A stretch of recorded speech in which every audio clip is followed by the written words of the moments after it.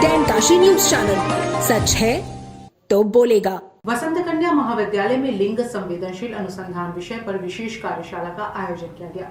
यह संस्थान अपने गौरवशाली इतिहास और निस्वार्थ सेवा के आदर्श के लिए जाना जाता है, जो शिक्षा के माध्यम से राष्ट्र निर्माण की दिशा में निरंतर कार्यरत है।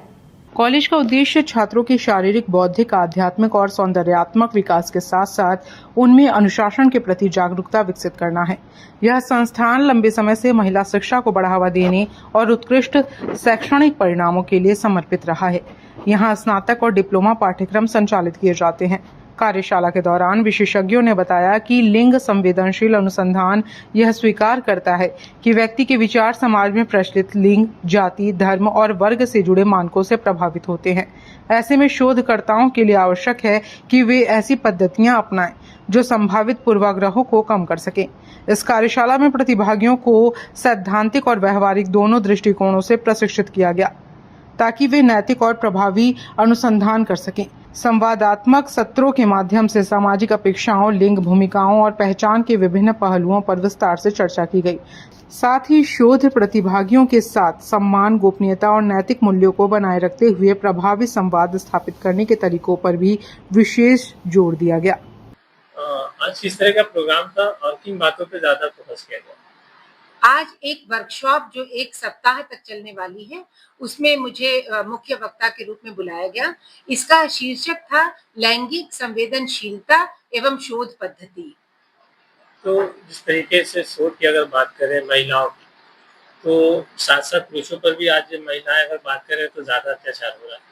क्या कुछ कहना चाहेंगे इस विषय पर? देखिए, यहीं पर मीडिया की भूमिका आ जाती है कि मीडिया विषय पर बात ही नहीं कर रहा है कि विषय हमारा है शोध की पद्धति और लैंगिक संवेदनशीलता। यानी ये रिसर्च केवल महिलाएं नहीं करने जा रही हैं, ये रिसर्च पुरुष भी करेंगे, लेकिन अगर वो अपनी शोध पद्धति को लैंगिक संवेदनशीलता की दृष्टि से आगे बढ़ाएंगे तो उनका रिजल्ट पक्षपाती नहीं होगा, एक पक्षीय नहीं होगा और वह जेंडर न्यूट्रल होगा। हम लैंगिक तटस्थता की बात करते हैं। किसी भी एक पक्ष में झुक करके अगर हमने रिसर्च किया तो वह रिसर्च समाज के लिए लाभकारी नहीं होगा और इसीलिए संवेदनशीलता की आवश्यकता है, क्योंकि हम विषय का चयन कौन सा करते हैं, हम समस्या की पहचान कैसे करते हैं, ये सारी बातें हमें बताती हैं कि हमको कैसे आगे बढ़ना है। तो हम उन साहित्य का सर्वेक्षण ही नहीं करेंगे अगर हम संवेदनशील नहीं है, तो हमें निष्पक्ष विवेचना विषय की करनी है। हमने बातों पर फोकस किया? देखिए, अभी तो ये वर्कशॉप 6 दिन चलने वाला है, पर आज फर्स्ट डे में हमने बहुत ऐसी इन्फॉर्मेशन सीखी है। हमने सीखा है कि औरतों को भी आवाज कैसे उठाना चाहिए, औरतों को अपने आप से ही कैसे प्यार करना चाहिए। इस पे हमारे प्रोफेसर ने बहुत ज्यादा एम्फोसिस ले किया कि औरतों को अपने आप से ही कैसे प्यार करना चाहिए, जहाँ गलती हो रही है वहाँ पे कैसे बोलना चाहिए, अपने गुनाहों को, अपने पावर को कैसे सही जगह से यूज करना चाहिए। सो या तो एक रिसर्च एनालिसिस, रिसर्च वो करना है जेंडर सेंसिटिव। आप सभी तालियों से हमारे अपने ये वाक्य, ये जो आदर्श वाक्य जो सूक्ति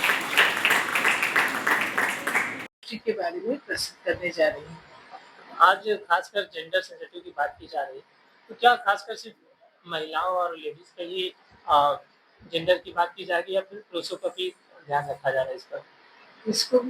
हाँ, इनफैक्ट आज के हमारे जो विचार विमर्श है, हमारी जो सोच है, वो मेनली आधारित है विमेन सशक्तिकरण के ऊपर और जेंडर की सेंसिटिविटी के बारे में।